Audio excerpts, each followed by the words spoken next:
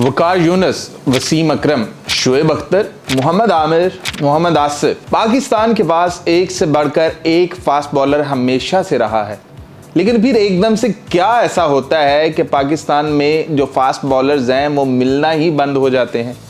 पाकिस्तान को कोई भी नया फास्ट बॉलर नज़र ही नहीं आता। पाकिस्तान को कोई ऐसा फील ही नहीं होता कि भैया ये कोई बिग थिंग आने वाली है।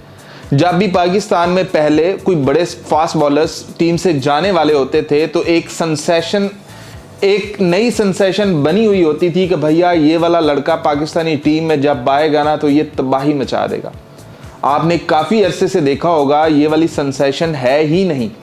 एक तो पाकिस्तान के अंदर आपने बैटिंग पिचेस बना डाली जहां पर बॉलर्स को कोई फ़ायदा ही नहीं मिलता। उनको अपने अंदर कॉन्फिडेंस ही नहीं होता कि भैया हम भी यहाँ पर तेज़ बॉलिंग कर सकते हैं, हम भी विकेटें उड़ा सकते हैं। नंबर 1 चीज़। नंबर 2 चीज़, आपने नया जो टैलेंट है उसको सामने ही नहीं लाना। आपने क्या किया, नसीम शाह के भाई तीनों आ गए, आपने ज़िशान लेकर आ गए, जहांदाद आ गया, ये वाले बॉलर्स आ गए जो कि हमने PSL में देखे थे। आपने ये पाकिस्तान कप इसलिए आपने शुरू किया कि जो पाकिस्तान का जो टैलेंट है इसमें से 150 बच्चा हम निकाल कर लाएंगे और वो पॉलिश होगा और वो पाकिस्तान का मुस्तकबिल बनेगा। क्या वो 150 बच्चा आया? नहीं। आपने वही जो पाकिस्तान के बाकी प्लेयर्स थे, जो उम्र रसीदा प्लेयर्स हैं, जो कि पाकिस्तानी टीम का भी हिस्सा हैं, उन्हें ही आप इस पाकिस्तान कप के अंदर लेकर आते हैं। पता नहीं क्या साबित करना चाहते थे आप, क्योंकि आपने फिर भी तो ये मैचेस फ्री दिखाए हैं ना। जो भी आवाम वहां पर बैठे हुई थी उनकी टिकट्स फ्री थी, फिर ही हाउसफुल हुए हैं। तो अगर ऐसा आप नौजवान लड़कों के साथ या बीच में एक प्लेयर ऐसा रख लेते, जैसे कि बाबर आजम है कि उसकी वजह से लोग आ रहे हैं, तो एक ही बाबर आजम होता और बाकी सारे यंग बच्चे होते। लेकिन आपने हर टीम में जो पाकिस्तान की उम्र रसीदा प्लेयर्स हैं उनको डाल दिया, जिसकी वजह से एक बार फिर जो वो सेंसेशन बननी थी, जो नया फास्ट बॉलर पैदा होना था, जिसने आना था, वो फिर से ना आ सका।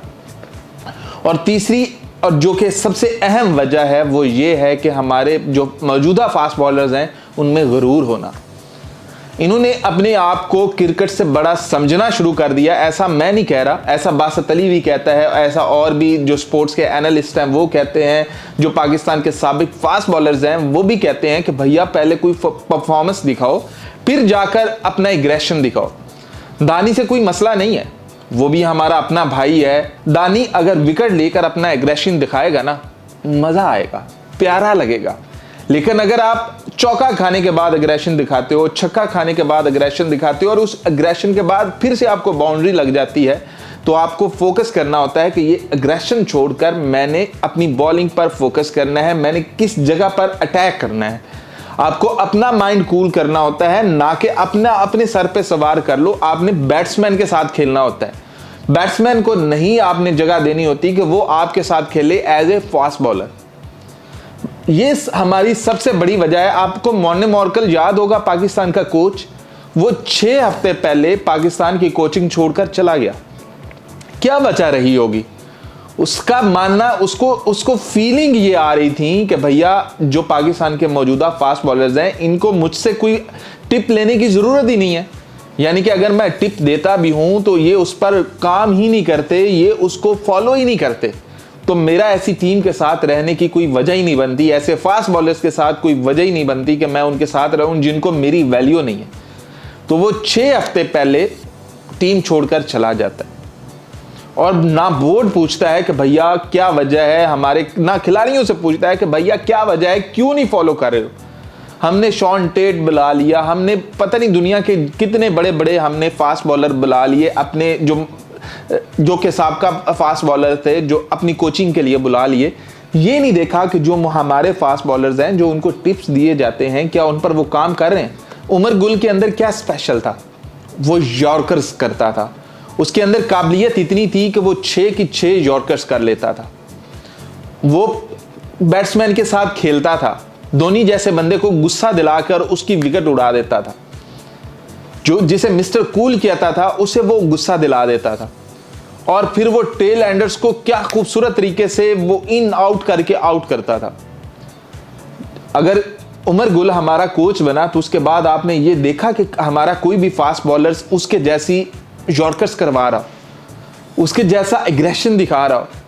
आप यहां पर शोएब अख्तर को भी ला के रख देंगे ना, शोएब अख्तर भी इनकी स्पीड को 130 से 160 नहीं लेकर जा सकता।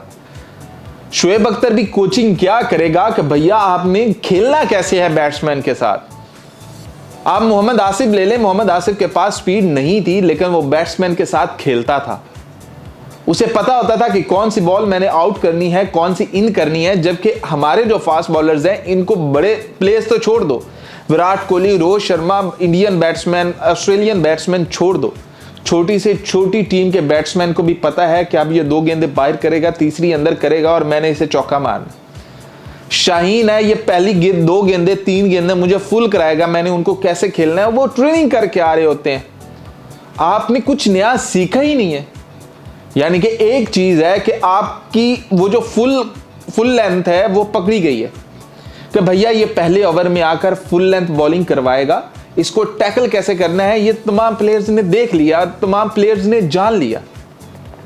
आप में कुछ नया करने की वो वाली पैदा ही नहीं हुई कि यार मैं कुछ नया कर लूं, कुछ नया अंदाज अपना लूं कि यार मेरी बॉलिंग ये वाली फोकस नहीं कर रही, मेरी इस बॉलिंग पर विकेट्स नहीं निकाल पा रहा हूं, मैं विकेट लेस रह रहा हूं, मैंने क्या करना होगा, ये सोच ही नहीं रहे आप पहली बॉल फुल करवा रहे हो, करवाए जा रहे हो और अब आपके पास स्पीड नहीं है।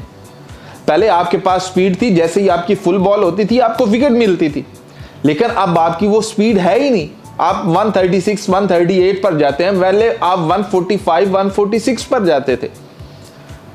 तो आपको अगर स्लो, आपकी बॉलिंग स्लो हो गई है, मोहम्मद आसिफ भी स्लो था फिर भी लीथल था, तो सीखना क्या है आपको कि मैंने कौन सी बॉल कितनी अंदर करनी है, कौन सी बॉल कितनी बाहर करनी है। आप फिर वहीं पर अपनी नजरें जमा कर वहीं पर खड़े हो जाते हो। यार नया टैलेंट आने क्यों नहीं देते हो? क्या मसला है आप लोगों को?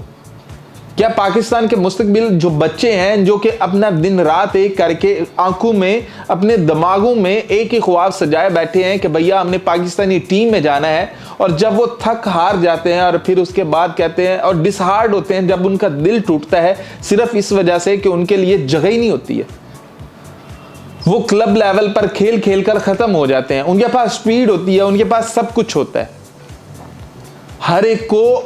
हर एक के पास पर्चियां नहीं है, हर एक के पास सिफारिशें नहीं है।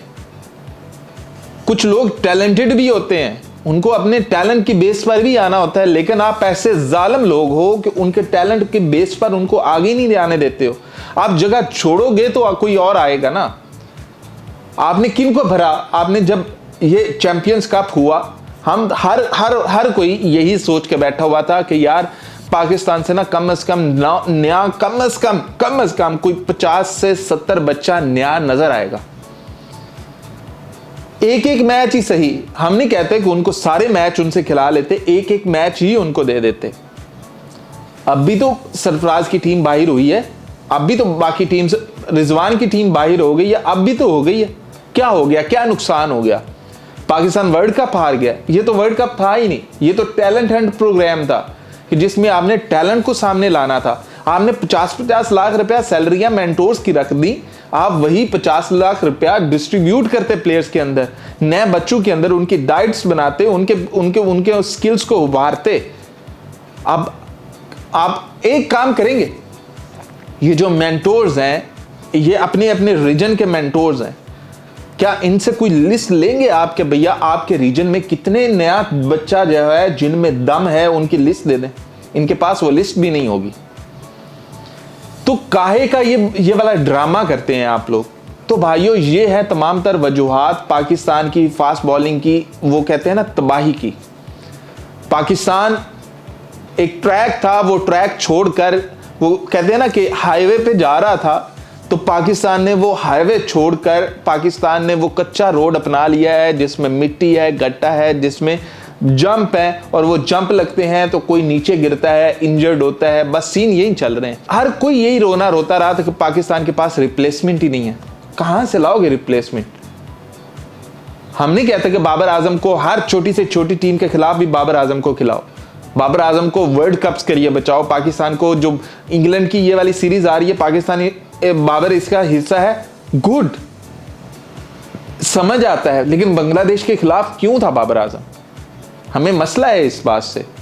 बाबर आजम को भी रेस्ट दो, नए बच्चे लेकर आओ, हुरैरा है, हसीबुल्ला है, रिजवान को भी रेस्ट दो यार। वो ठीक है, बहुत बड़े लेजेंड्स हैं, मानते हैं, लेकिन कम से कम नए बच्चों को तो यार लाओ, मौका तो दो। अब बांग्लादेश है, उसके खिलाफ हम अपनी बी या सी टीम खिला रहे होते, वो हार भी जाती तो क्या फर्क पड़ता हमें? हमारे दिल को सुकून होता कि यार खुश हो जाओ बांग्लादेश, हमारे बड़े तो खेल ही नहीं रहे। लेकिन जब हमारे बड़े खेल के भी ये वाला परफॉर्मेंस देते हैं तो दुख होता है। तो पीसीबी वालों, इतना ख्याल कर लो कि कितने लोगों का दिल दुखा रहे हो, जो लोगों के खून में बसा हुआ है ये वाली गेम। हम चाह के भी नहीं छोड़ सकते। बचपन से लेके अब तक सिर्फ एक ही गेम खेल रहे हैं, एक ही गेम देख रहे हैं, और वो क्रिकेट है। हम चाह के भी इसे नहीं छोड़ सकते।